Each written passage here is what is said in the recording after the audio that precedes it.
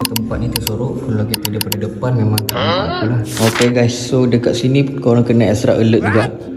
Dia punya defect ni tersorok. Okay, so untuk stiker warna kuning ni, kalau korang tengok dekat frame pintu ni dia ada gap. So tempat ni tersorok. Kalau kita daripada depan memang tak nampak apa lah. Kalau daripada tepi memang obviously nampak dia punya gap tu.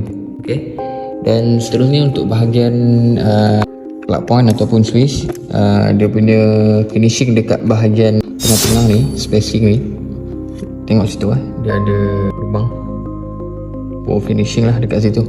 So yang ini pun korang kena extra alert juga. Dekat celah-celah ni lah yang selalu defect yang timbul.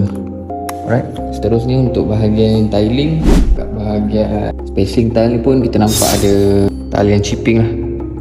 Okay, chipping kat bahagian wall, ada hairline crack. So ini kalau tengok dekat-dekat baru nampak ni.